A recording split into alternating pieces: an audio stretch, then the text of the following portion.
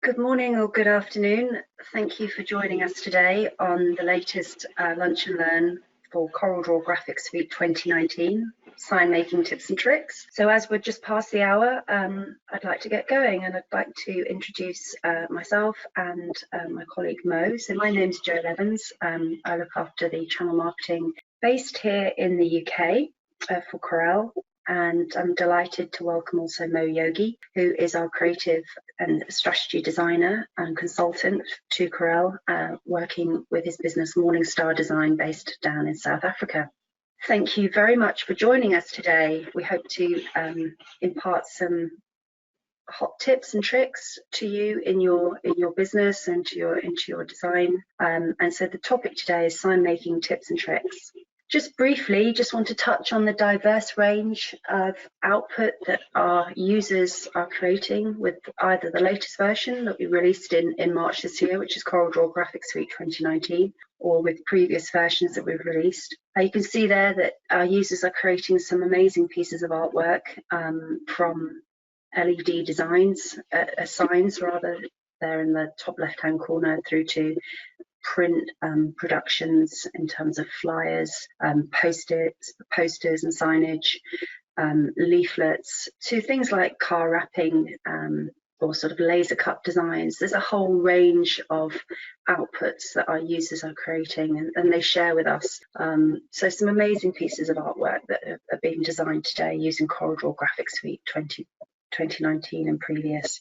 And if we go to the next slide, I just want to touch upon where we fit in the workflow. So from sort of idea conception, those ideas can come from a variety of sources, from historical vector illustrations or bitmap designs that you might receive from customers, through to sort of clip art, from photography, from any form of sort of print or web media, and that can come through to CorelDRAW, where you can manipulate those designs or create something unique from scratch. And then through to sort of pre-production and output. So we, with our partners such as Roland, Wilcom, within the embroidery studio products, to silk screening, we interface with a variety of partners listed there, so that the designs themselves can then be put through to output, and in a variety of different media, from the classic web and print through to, as I say, if we interface with Wilcom Embroidery Studio, then through to direct to garment and embroidery machines, as well as the other sort of classic outputs that are listed there.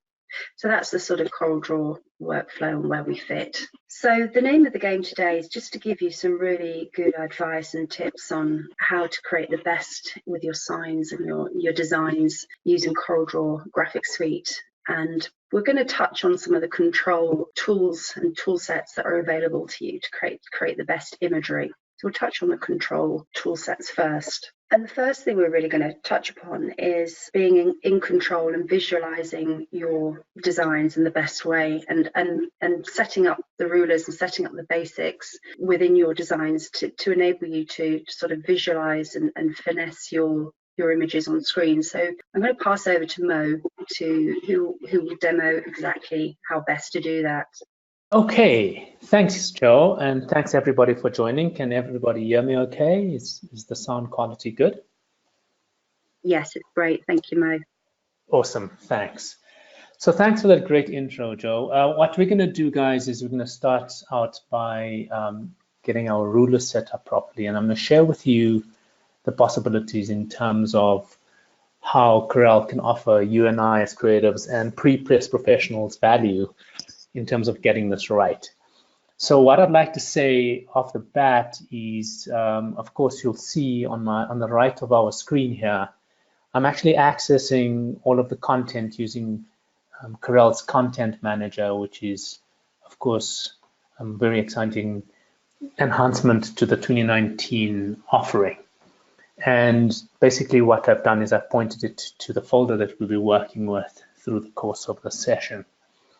And we'll go ahead and start by opening this image or this piece of artwork and kind of talk through setting up of rulers very quickly. So when working with something as precise as die cutting and this sort of work, and I guess all the work that you and I do has to have a level of precision attached to it. What's worth noting is you can rely on Corel for a number of possibilities, and we're going to talk to very specifically, getting what you see and trusting what you see in terms of, what the final output is. So, real, true, what you see is actually what you get. So we're going to start by dealing with rulers in Corel and setting that up right. Dare I say that Corel has this wonderful feature well hidden in its tools options that give us great control. So a shout out to a fellow Corel master, Pratik Shah, for this tip. And I wanted to take you through his methodology, and I'll share with you what Corel also recommends. And you can then determine which one works best for you. So the first thing you'll want to do before we head over to the tool options is you'll want to determine your screen resolution. So let's do that first. So I'll just go ahead and search for our display option here. Once we've done that, you'll see that in my case, it's 3840 by 2160. In terms of resolution, you'll want to make a note of that.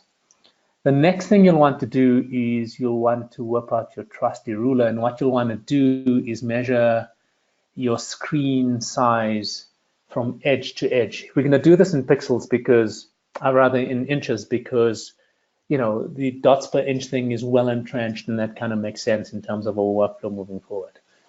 So what you'll want to do is you'll want to measure from edge of screen, not the physical edge of the screen, but the image area. So where my mouse is on the left side, all the way to the right, and then from top to bottom.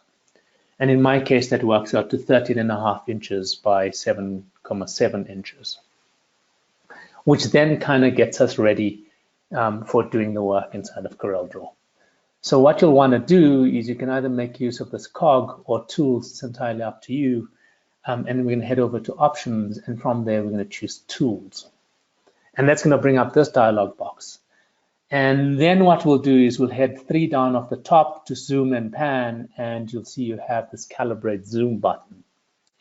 And if we click on that, what we then come up with is rulers. Now you'll see in my case it's pixels per meter, so I'm going to go ahead and change this to inches. So I need to change my rulers to inches for this to catch. So I'm going to hit cancel for a minute.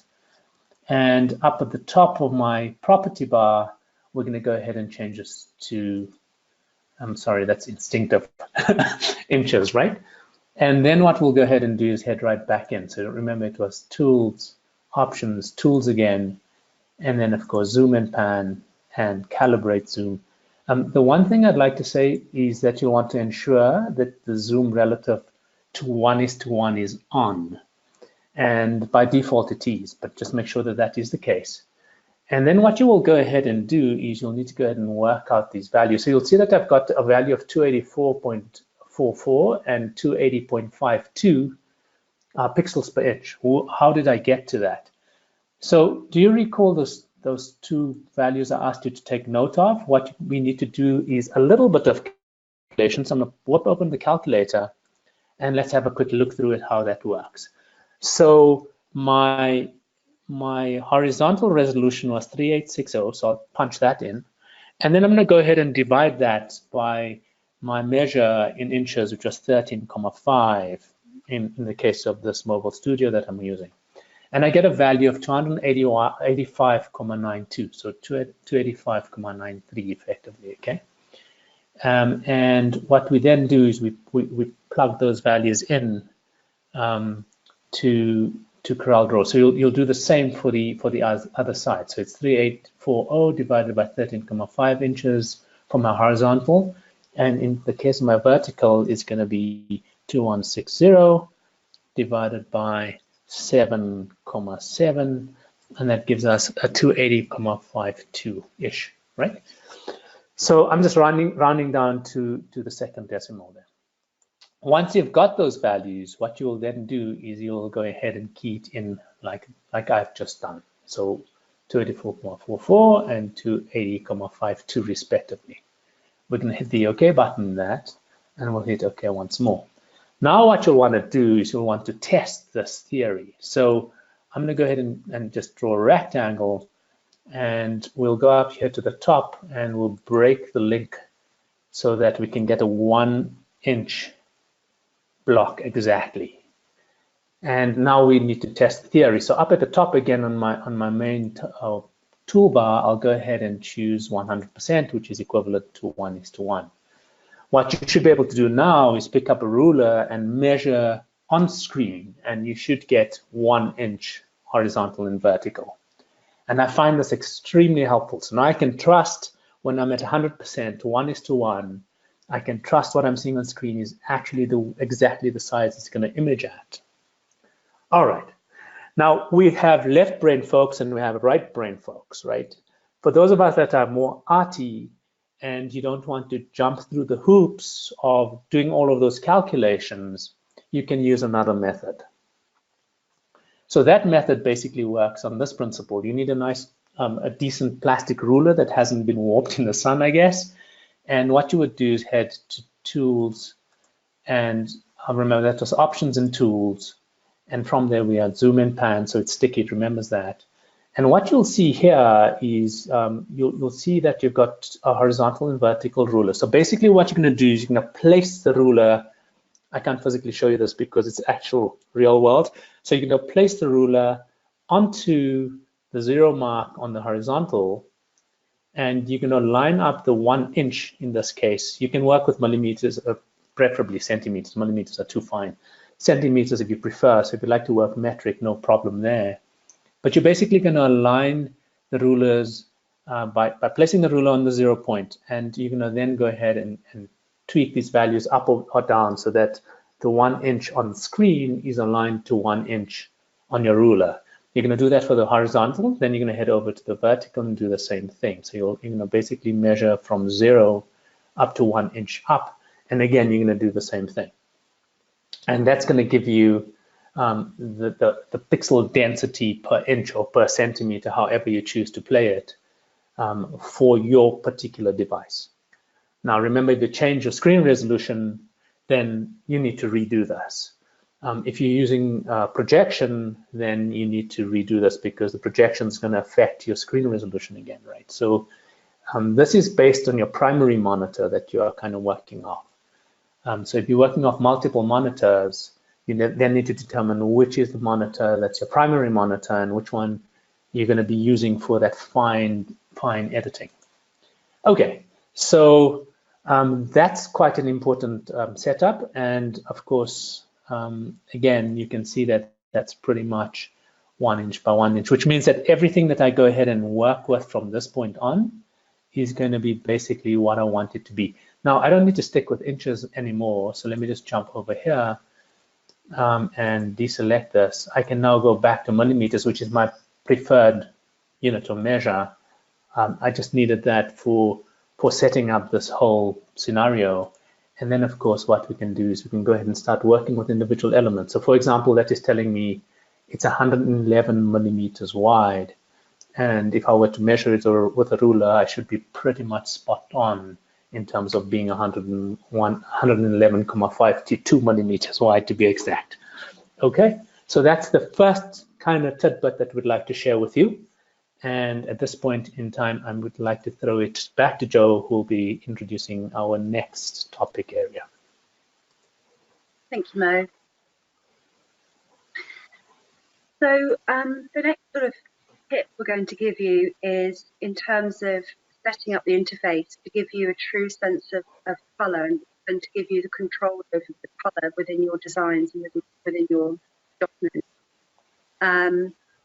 And for this, I understand, Mo, that you recommend this polychromatic grey as being a great environment. And if you set up your environment in that way, then you'll get a much better judge of colour to output. So would you like to just demo that? Right. So let's go ahead and do that. Let me close off the rulers document very quickly. We won't save that. We're going to use this beautiful image, and again, we're going to go ahead and hit the edit button so we can actually work through it. So we deliberately kind of changed the background so that you get a sense of how this kind of comes together. Now, what we're talking to is that your environment affects color, or your perception of color. That is why if you're looking at kind of viewing boxes you'll notice that the environment is gray. The perfect color for your walls is polychromatic gray. If you've got sun coming into your environment, that's going to affect the way you perceive color through the course of the day. And sun, I beg your pardon, the sun has a yellow cast to it anyway. So that kind of affects your perception of color. So all of these environmental factors are important. And of course, some of these things we can control and others we can't. So within the ambit of CorelDRAW, what can we control and how can we get a better sense of color? Now we're going to talk through, as Joe will tell you in a minute, we're going to talk through a couple of color possibilities. We've just put to bed, the geometry and making sure that we're on point in terms of the geometric aspects and being accurate there. Let's now kind of look at our perception of color. So the first thing we want to talk to, as Joe indicated, was the interface color. Let's get that right. So by default, when you get Corel out of the box, she's going to kind of give you an option in terms of color. Let's do this through the cogwheel so you can see that that's possible too. I'm going to go ahead and choose customization. For those of us that have been using Corel for a while, you'll notice that what the team has done is broken out this very kind of long shopping list of possibilities in terms of customization and options. They've broken them down into more easily digestible bite-sized chunks. So the default setting you guys will see is of course dark, and of course dark is good. So if I go ahead and choose that, you'll see that the desktop is pretty close to black in my case. So let's go medium first. That's medium. Now what medium tends to do is it puts a lot of white on screen, and white, as you know, reflects color, whereas black absorbs color. So ideally what I find helpful, and we've kind of sussed between Joe and I, is that a polychromatic gray is helpful. So for those of us that are familiar with color management and so on, you've heard the term before, poly being many as opposed to mono. So many colors that make up gray. And since we're working with RGB, the way we get gray is by mixing RGB. So those are the many colors, right? So let me jump back to this dark interface. And you'll notice that the desktop has gone gray. So if you have a penchant for working with black, you'll see that desktop has gone darker. And if you prefer working with the medium or the light interface, that desktop has gone light. So that's entirely up to you. Our suggestion to you is that what you'll want to do is you'll want to take your desktop to a neutral gray. And that neutral gray is going to be half of 8-bit, which is 256 levels of tone, as you know. So that's going to be 128 on the red. It always goes bad before it goes good, okay? 128 on the green and 128 on the blue. And that's going to give you a nice neutral equivalent of a 50% gray if we were looking at print. And this is the gray that we recommend that you judge color against. So to illustrate this point, we've put together a little experiment where we can kind of quickly show you how the environment affects color. So we've got this piece of artwork. Let's go ahead and zoom into it a little tighter. And you'll notice that we've got a rectangle sitting on the edge of our frame. So that white represents the color in this way. And if we were to go ahead and change the backgrounds to black, so we're changing the environment, and you'll see that the colors have become a lot more vibrant because it's being consumed and viewed in an environment that's totally different. Whereas if we were to go ahead and peg something like a polychromatic gray, you'll see that it tends to not affect your perception of color as much as white or black would. So that is the recommendation when working through. And we can do a quick illustration of artwork from scratch. So I'll just go ahead and create a new page here. I'll pick up my pick tool very quickly. No pun intended, of course.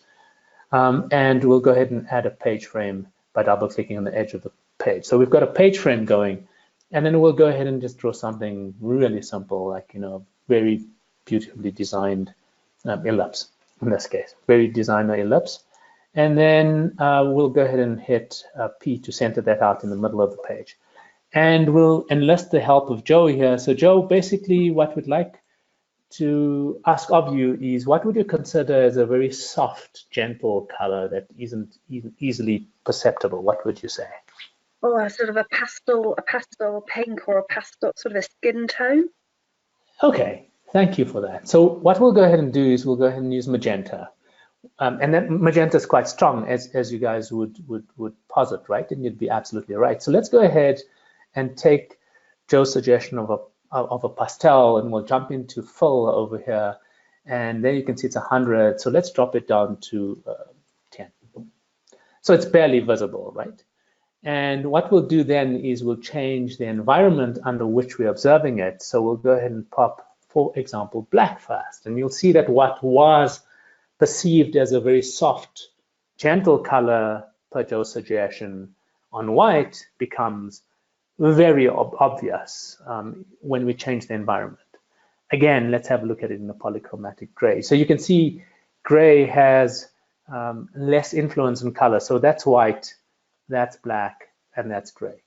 So when judging color, try and do it, in a kind of gray, polychromatic gray environment. Okay.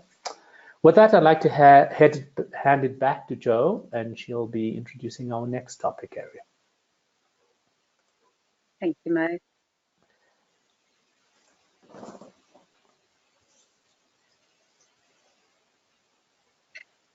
So now, yes, we've touched on the control tools in terms of setting up your rulers, using the polychromatic gray as a good way to enable you to judge color. Now we're going to move into the productive tool set available to you in your designs. So proofing colors, I'm sure it's something that you are all expected to do when you output your designs. What tool sets are available to help you soft proof those colors before they go through to print? I think, two examples here of the same image, but on the right hand side, a very muted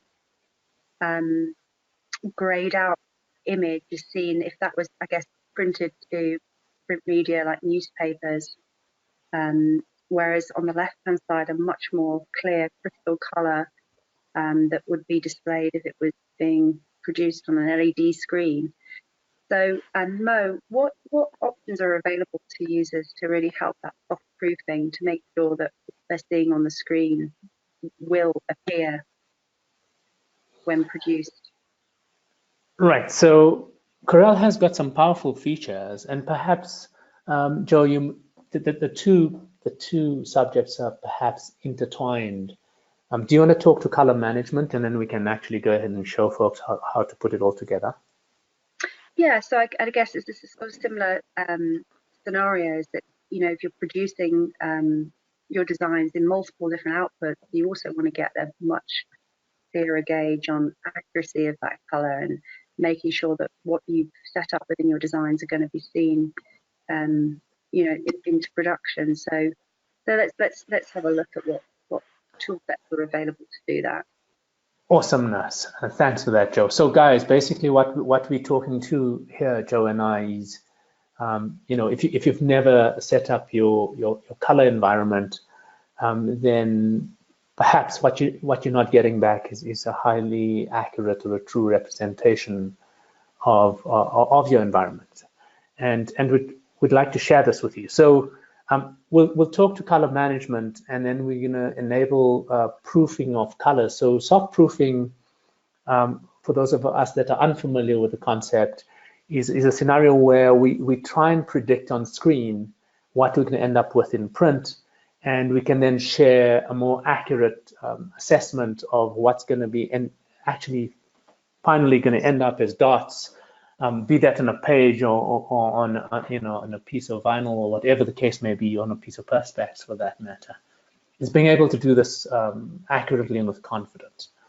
So as Jo was suggesting, the first possibility is, of course, this option that is proof color. So we'll go ahead and work with this document right here at the bottom of our document stack. So let me go ahead and open that very quickly. So this is a multi-page document, And again, we've got the gray desktop, which kind of gives us a sense of the accuracy of the color. Let me go ahead and zoom in here for a bit. And what I'll do next is I'll go over to the view menu, as Joe indicated, and we're going to trigger soft proofing. Now, recommendation is that there's a lot of back-end work. I'm not sure if you guys saw that slight shift in color, but there's a lot of back-end work that's kind of happening here. So you'll want to enable proofing colors when you're actually proofing colors and then disable it when you're not. So we wanted to make this fairly obvious to you. And as Joe indicated, these color values are all kind of intrinsically connected or interwoven. So let's go ahead and set up our color management. So from tools again, we're going to head over to color management. And what you'll see is that my preferred profile set, and I'll talk to that in a minute, is sRGB, Fogra 39, and then depending on the output, I generally go for like a 10% dot gain if I don't have the ICC profiles. And of course, this is a big topic that kind of extends beyond the scope of this particular webinar, but perhaps in the future, if you guys see interest, if there is interest rather, I should say, and if you see value, we can dedicate a session to just, color. But in a nutshell, what you can see currently is that the document is sitting with sRGB and coated Fogra 39. So that's a really good color profile, particularly for the kind of European environment. And we tend to, in our part of the world, use Fogra 39 as well. So a really good profile for cold set sheet fed litho, right? But what if you were kind of pushing out to another environment? So what if you were, for example, in the US or in Asia or wherever else, and you needed to kind of cater for different scenarios? So I'm going to go ahead and choose a newspaper profile. And you'll see that there's an instantaneous dulling of the color. It's not that we're making the output worse. What we're trying to do here is we're trying to predict what's going to happen on a particular substrate using a particular print process. That's fundamentally what we're chasing down. And you can see that you've got a whole host of profiles. So this was a fairly popular one not too long ago, and you'll see that the colors enrich again, and it gives you a better sense of what that output's going to do. Of course, I probably would drop the dot gain to around 10%. Now these are generic profiles, and if you enter this, I'm just going to swing over to my web browser. You'll want to check out the International Color Consortium. So it's color.org. And what they do is they list a whole host of profiles that have been tried and tested in the industry. So you'll see that the Fogras are out there. You'll see there's ones for Japan, CJT. There's a whole stack of them for North America. And you can go and download these profiles free for your particular need. And of course, you can use them. Going back to this end of the scale, and if we were to come back in here, what you'll notice is that we have the ability in Corel to go and load custom profiles. So I can go ahead and choose load profiles over here. And what it's going to trigger is it's sticky. So it's going back to my last known set. But you can see here I've got profiles for different outputs. So if you're using Roland's, you can have the Roland ones. Here I've got some HP profiles and some Epson ones. So let's dive into the Epson. And up at the top, you can see we've got different profiles for different, not only different print devices, but different substrates, because as you know, substrates would affect the way content would be viewed. So, I can go and choose a hot press with a bright, and then of course have that available to me and kind of predict how that is going to be printing too. So I highly recommend that you go in and you change it from the defaults to your specific environment. And of course, it's going to give you a whole lot more joy in terms of your perception of color, because it's going to be way more accurate than just not doing it at all. Of course, the first I mean, the gold standard would be to use a spectral photometer and to actually read the values using a target sheet off your screen. So you'd create a fingerprint of your monitor and every device in your workflow, that is input devices like cameras and scanners, as well as output devices like printers and the different substrates. And we do that in our consultancy, where we help customers build profiles for each eventuality.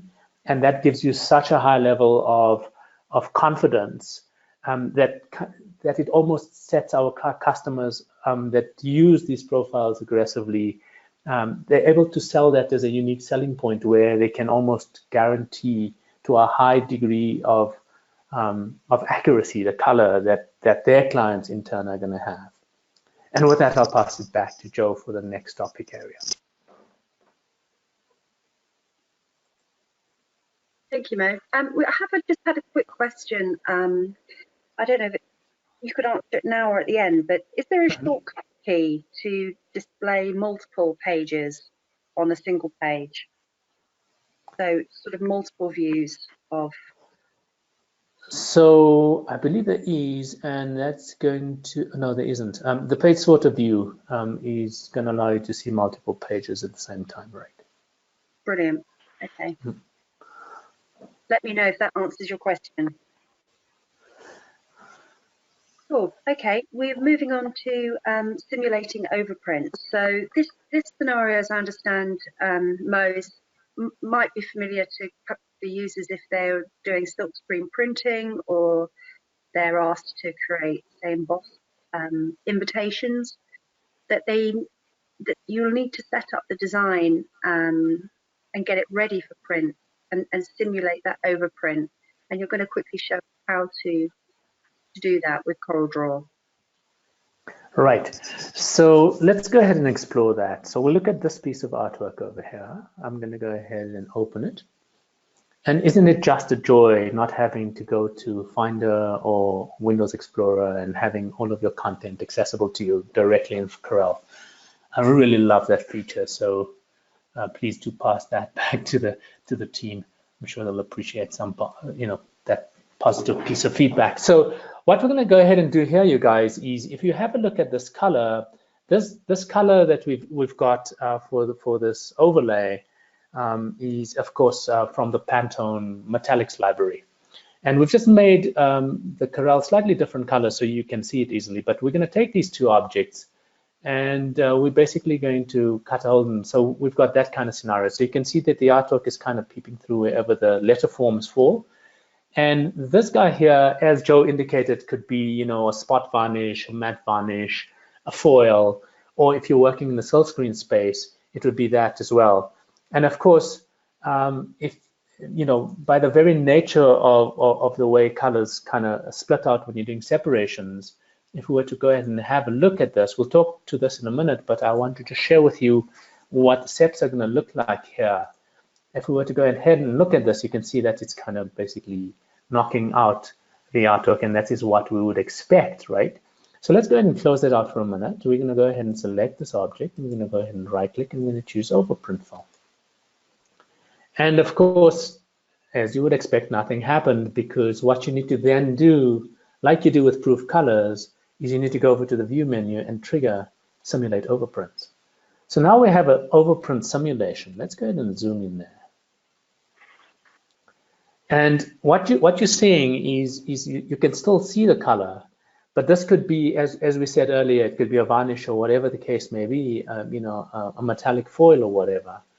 And this is going to print correctly. So this is giving you an impression of how this is going to image based on the opacity of the ink. And that is determined by the swatch that you are using, right? If we go back into Print Preview, you'll see that you've got a very different experience for your CMYK plates.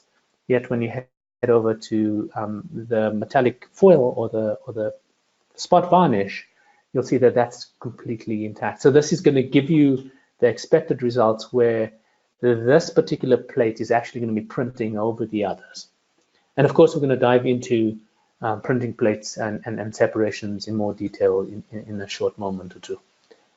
So that's a really fun feature for those of us that are doing these special inks, especially for those of us that are doing full screen, whether it's direct to garment or whether you're using traditional still screen methodologies. Let me trip over my tongue successfully there.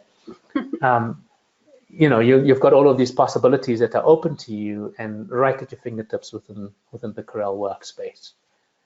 So let's see what else that we have that's exciting that Joe would like to share with us right now. So let me go back into full screen mode here, and we'll jump on to the next topic area. Thank you, Mo. Well, I think the last thing we're going to touch upon before we get into the creative tool sets available to you and some tips there is color separation. So, if you need to preview your work in CorelDRAW before you send it off to your print provider, you need to get a gauge of the accurate color elements within your design.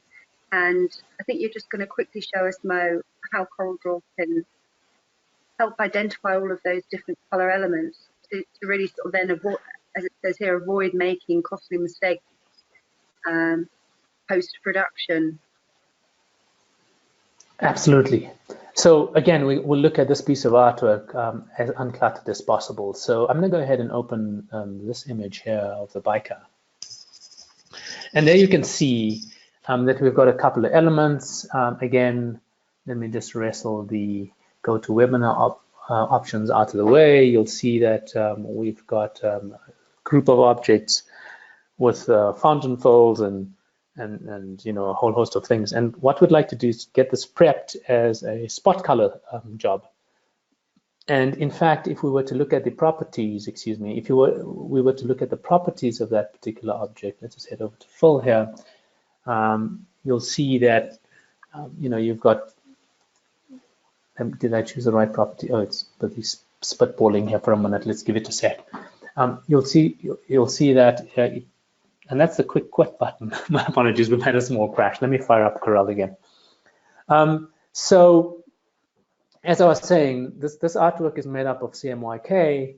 And of course, what we want to do then is give your computer a moment to just breathe, right? Not click frantically like I just did. We want to basically then kind of have a look at the separations. And once Corel is up again, and in a happy space, we'll just kind of pick that up. And the joys of doing live demos, right? There's no smoke and mirrors, and you can't hide anything up your sleeves, right? So we'll just wait for Corel to fire up. Yeah, lovely. And at this point, just please post any questions you might like, or perhaps any problems you're having with your print production. Then please just pose those questions, and we will endeavour to answer them. Have a think. We'll try our best, and you'll see that Corel, computers crash on everybody. So there we go. So we're up and going again, and hopefully the vector gods are going to be kind. So as I was trying to show you, we had selected an object, a very simple object in this case, which is the curve, and we were interrogating its properties. And of course, we were heading over to full, and you can see that if we look at any of these color stops, that it is indeed RGB in this case, which doesn't help us very much at all for a print environment. So of course, if you were to print this, Corel will do a fairly decent job of converting RGB to CMYK. So let's go ahead and have a look at those separations in print preview. And here we're looking at a composite, so I'll head over to separations. And you can see that, it's going to give us separations. You'll see that the black is on all plates, which makes it, which is going to make it an alignment and a registration challenge on press. So of course, that's going to be hugely problematic. Apart from the fact that we don't want this to be CMYK, where we've got, we're potentially going to end up with banding over here. So, spot colors are going to be so much better for us. And of course, the way to tackle that is by way of color style. So this is an often ignored tool set that is within Corel, and I guess it tends to have a bit of a non-conventional aspect to it. So we're going to go ahead and explore it. The first thing we'd like to do is we'd like to create a new color harmony. So by the very naming, one assumes that, this has got to do with an artistic bent, and yes, it does, but we can draw tremendous value from it from a production perspective as well. So I've selected all of the artwork, and I'm going ahead and dropping it into the color harmony dialog. And we spoke to this, Joe, you'll remember, in fair whack of detail when we kind of showcased the 2019 deep dive. So if you haven't seen that video, most definitely check it out. It's on Corel's YouTube channel, okay? And of course, we're going to go ahead and take this to CMYK. So we're taking RGB to CMYK, and let's see if that's indeed the case. So if we go ahead and select any of these guys, you'll see now that it's got a CMYK break if I hover over it, right? And you'll see that Corel has attempted to identify as accurately as possible these different color options. So we're down to 5 colors. And as you know, for every plate, we add 25% to the cost of our print run. What I've done is I've gone and selected those 2 oranges, and I'm saying to Corel, you know what, you could actually merge that into one. Okay. So that's done. And then what we can go ahead and do is we can then go ahead and say to Corel, once again, listen, we don't want these to be CMYK. So let's have a look at the separations very quickly before we move on. And you're going to absolutely love this next feature. So you'll see again, we've got rich black, which is going to be, as we agree, as you know, through your experience, a nightmare in terms of registration. So we're going to cancel out of that. We're going to select our color group, and I'm going to head over to the far top right corner of our color styles panel, and we're going to go ahead and click on that and choose convert to spot. And instantaneously, you will notice, let me just zoom in for you so you can see this better. You'll notice that all of these colors now, ooh, that's not meant to make you dizzy. All of these colors now have these little squares, spot color squares in the bottom right, left of their swatches. And that's an indicator that these are now spot colors. Let's get rid of magnifier. And if we head over to File and Print Preview once again, you guys, you'll notice now what we have is we've got a spot color scenario that is not going to be a registration nightmare on press, irrespective of the press methodologies we're taking. I guess, direct to garment and some of the digital stuff are a little bit more forgiving, but when we kind of go to silk screen and litho, they tend to be a little bit more demanding in terms of making sure that our color sets are okay. And besides, if you had like rich blacks and so on, and in some instances you do want rich black, in that case, we would do a choke trap, so that if there is shift and press, it's not discernible by the viewer. I'd like to add finally that what you can do as well is if we were to bring this color set over to our document palette. Sorry, it's not where we wanted to take it. Let me just pop Corel back open. That was a bit of an enthusiastic drag on my part. Let me bring it into the document palette. What we can then do, if you wish, is I'll just make sure I have nothing selected here, and I'm going to cancel that. You just need to target one of the swatches. We can then go ahead and edit color, and in here, what we can then do is you can say edit color, and you can tag this to a specific color swatch from a specific color book that you would like to work with. So for example, what we can do here is if I drop down this list, you can see I can go into my spot color swatch libraries into Pantone. Pantone Plus is what I would recommend these days. And I can drill down to a very specific spot, Pantone spot color, if that is your need. And that then becomes, you'll see the color change happen. So that becomes very, very controllable and specific. And what would have taken you and I, a couple of hours or half a day can be done hopefully a lot more easily now. Okay, so that's me done. Let me go ahead and fire up our presentation again, pre-crash. And thank you for being Thanks, Mo. Thank you for being forgiving, you guys. Yes. And just to remind, I've had a few questions, but yes, this webinar will be emailed to you post the session, and so you'll have it in your inbox in the next 2 to 3 days, as well as it will be posted on YouTube. So that's just a follow up with you, that the webinar will be, you'll have full access to it. Okay, Joe, so where were we? Somebody was asking about multi-page, right? So this is the page sort of view, and of course you can change the size of the icons. This is going to help Joe and I just get to where we were last. So we've spoken about color harmonies, and we were here, I believe. Yeah, so we're finally, the last sort of section we're just going to touch upon is the creative tools available to you. And the first one of which is specific to this space is vehicle wrapping.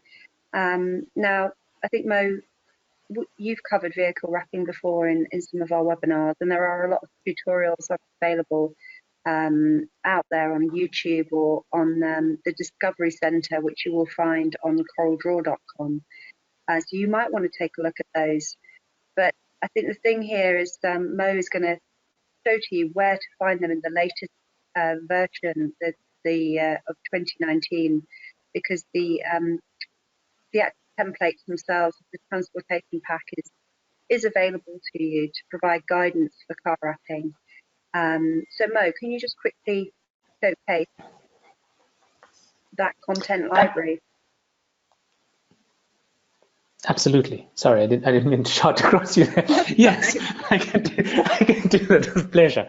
So as Joe was saying, importantly, vehicle wrappings out there in Corel by far, we can argue is the gold standard when it comes to vehicle wrapping, because it makes it so easy and low cost, because once you've got the license, you have access to all of these professionally designed templates that are spot on and accurate.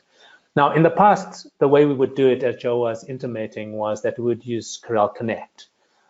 In this latest iteration, Connect has been made a part of CorelDRAW, so it doesn't sit as a separate app anymore. So for those of us that are in 2019, and I'm hoping most of us are now, because it's great value for money. And dare I say, Joe, that I saw on the website that this is the last version, upgrade version. Would that be correct? That's correct. So if you have a previous version of CorelDRAW, and that's any version, any previous version, you are eligible to upgrade and benefit from the upgrade price, which is typically 50% cheaper than the full price. But this will be the last year that you will be able to benefit from that upgrade price. Upgrade pricing will end from the end of November 2019. So yeah, it's really important that if you want to get full advantage of the latest version, the latest features, it's well worth upgrading this year.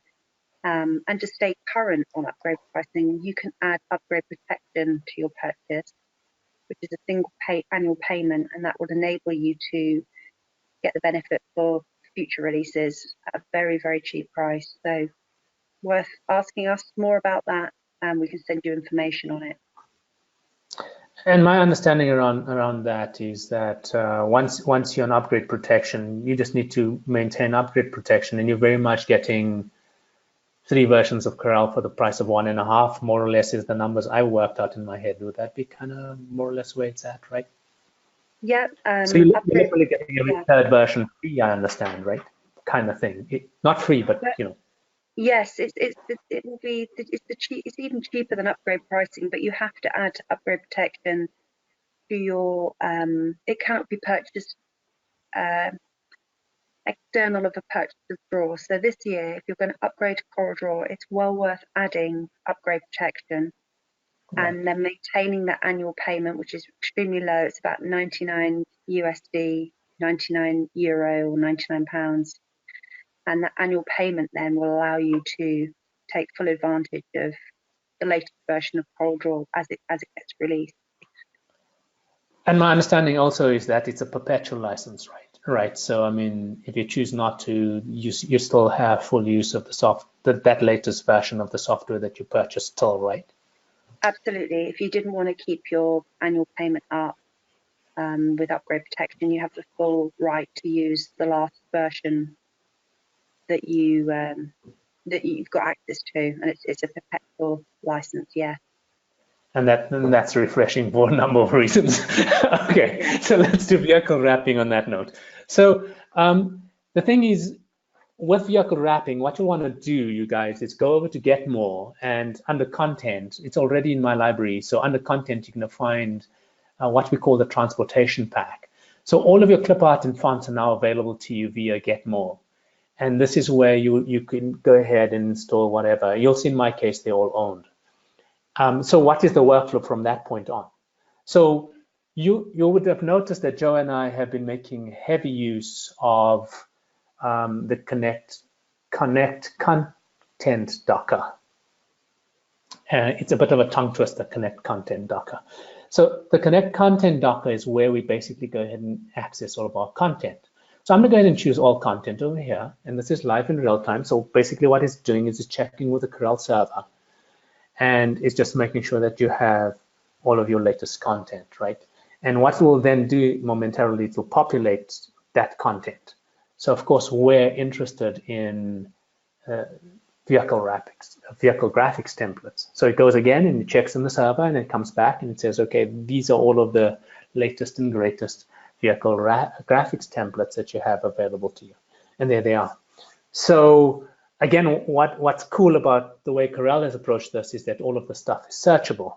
So Joe, if you don't mind, could you give us the make of a motor vehicle that you'd like us to wrap, please? A Volkswagen van? Okay, let's try VW. And what you'll see, thanks Joe, what you'll see is a whole host of VWs come up, and I'll just go for number 3 because 3 is a lucky number, I guess. And I'll drag this panel van out. And to this dialog box, we'll apply the 3-second rule, which means if it takes longer than 3 seconds to read the dialog box, we click OK. Here what we have is, you can see that I'm quite pedantic about my color spaces, so it warns me every time I make a change or bring in something that doesn't fit my color space preferences. And then I'm going to go ahead and arbitrarily stretch this out, and you're going, my goodness, that's not good.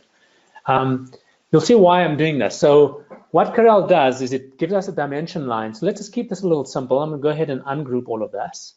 And I'll try not to use keyboard shortcuts as far as I possibly can. So I'll just go ahead and ungroup. And then using the Shift key, we're going to go ahead and just keep, let's keep a side or a panel. And what you'll notice is there's a dimension line at the bottom that we can simply go ahead and key in. That's going to give us the exact dimensions that we want. So in this case, it's 4405, right? So we'll go ahead and select all of that.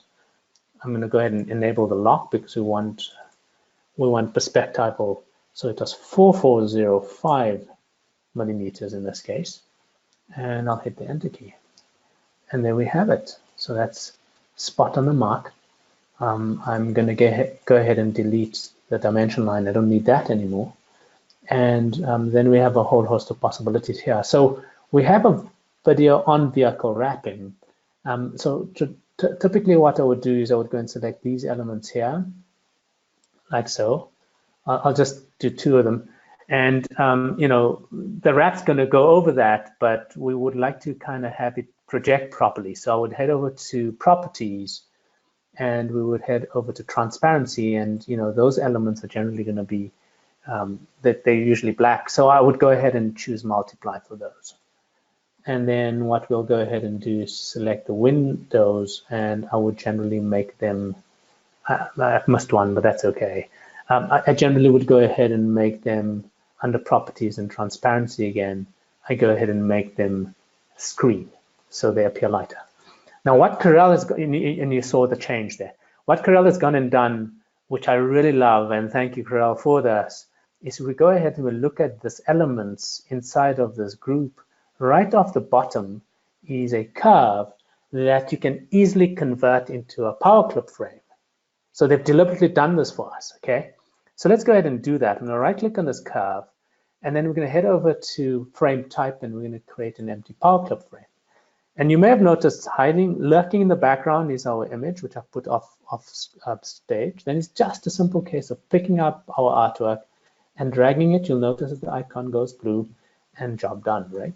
So we want to make a few changes to this. I'm gonna go ahead and choose fit proportionally. In fact, a full proportional will be much better.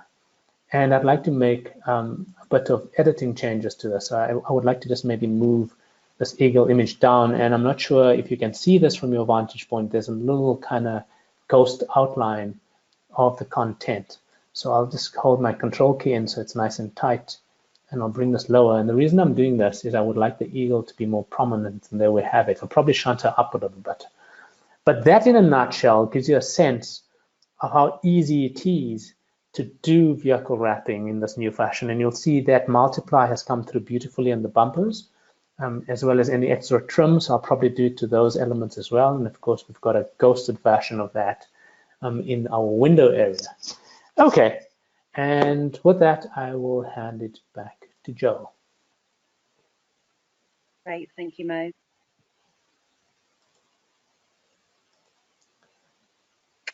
Yeah, So well, I think this, yeah, sorry. go ahead, sorry. I think the last subject we're just going to cover quickly is vinyl cutting, because we're nearly on the hour. So Mo, do you just want to give us a very quick overview of, how you'd create a vinyl cut design within CorelDRAW? Right, so I'm going to do this in like quick, right? You'll call me to order and tell me to shut up. Yeah. All right, so let's go ahead and do this very quickly, you guys. We're almost on the hour, so I'll, just making sure that you guys get best value. And as Jo said, if you have any questions, please shout out and we'll try our best to answer them either now or at a later stage. So I'm going to need to go ahead. And so let me just go ahead and open this document very quickly. So what I'll do here is I'll just go into Signmaking just to show you that, you can use the connect method, or you can come in here and you can work through this method as well. So we're preparing artwork for cutting here. So I'll just go ahead and open this document very quickly. And here, so when you're doing laser engraving, laser cutting, the wireframe mode becomes really, really valuable, right? So the first thing we have is we've got some text in the path here. And what we'll want to do is we'll very deliberately want to break text apart as opposed to the normal break apart, because this does something interesting for us. We don't need the circle because that's going to create a nightmare for our laser cutter. And with this object selected then, what I'm going to go ahead and do is I'm going to go ahead and go to the shape docker, and I'm going to just choose weld to, and I'm going to weld it to itself. And what you'll notice is wherever we had text overlap, the cutter is going to be very, very happy with that. Okay, so let's go ahead and zoom out again.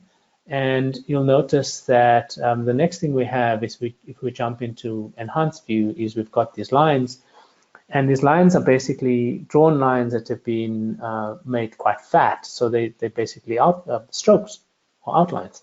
And there you can see I've got 3 curves that make up the 3 black bits. And what I'd like to do here is head over to properties, and I'm going to head over to stroke or outline in this case. And I just want to round out those corners so you'll see that his knees are nicely rounded out. What we'll do then is we'll head over to, I can do this by way of a right click as well. So let me do that. We're going to go ahead and we are going to, in fact, let me do it this way. Object menu, and we are going to choose convert outline to object. Now, if we drop into wireframe mode again, there you can see what we've got as a result. So I can weld this together, and that's one shape. And we'll continue doing that all the way up, right? So I'll just go ahead and select these 3 green objects. And again, we're going to just go ahead. I'm not using keyboard shortcuts, but you can. It's Control-Shift-Q in this case. And we'll go ahead and weld them together. And then, of course, we've got 3 white ones, which will do the same thing too. Right, so we'll just go ahead and convert to outline, and we'll weld them together. Okay, so basically what we then have is if we jump into normal mode again, we go view, enhanced, you'll see we're pretty much done. Now there's one more thing that we'd like to do here is we'd like to, the circle is going to be a problem, as you can see if we jump back to wireframe. Can you see that that's problematic? The cutting head's not going to know what to do here. So we're going to select those 2 objects, and we are going to go ahead and choose minus back. Perfect. So if we look at this piece of artwork now, for those of us that are doing laser cutting, that's spot on. Let's do one more very quickly if we can just spare 10 seconds of time, because this piece of artwork is fairly complex. I'll just copy that and I will add a new page here very quickly, and I'll just paste this on, okay? So this guy's fairly complex, and we want to maybe kind of do a quick final cut of that. So how would that go down? Well, the first thing we would do is I'm going to head over and I'm going to just duplicate this. So I'll do copy and paste. So there you can see off the bottom here, we've got two versions of. I'll hide the top one and work with the bottom one. So that's going to end up as our final cut trace. So what I'm going to do here is, of course, I'm going to ungroup everything. So we'll right click and choose ungroup. And with that done, we are basically going to combine everything. So we end up with that. And with that done, what we're then going to do is we're going to break that curve apart. So we end up with that, and we're going to weld that together again. So we've got one shape now, right? There it is, the curve. And what we can then do with that curve is head over to contour. I'll choose contour over here, and I'll just make this contour color. I'll make it red as well, okay? In fact, let me make it yellow so it's fairly obvious to see. So there you can see it, and what we'd like to do here is we'd like to contour to the outside. So we'll choose contour on the outside, and there you can see it. And you know, you can then, so that's 1/2 inch. You know, we can probably drop this a little bit, and that's absolutely perfect. So I'll go ahead and fill this guy with yellow as well, and that's us done, right? So that's our contour line. That's going to be our cutting line, and of course our artwork is going to fall on top of that. That's us done. And on that note, I'll pass it back to Joe.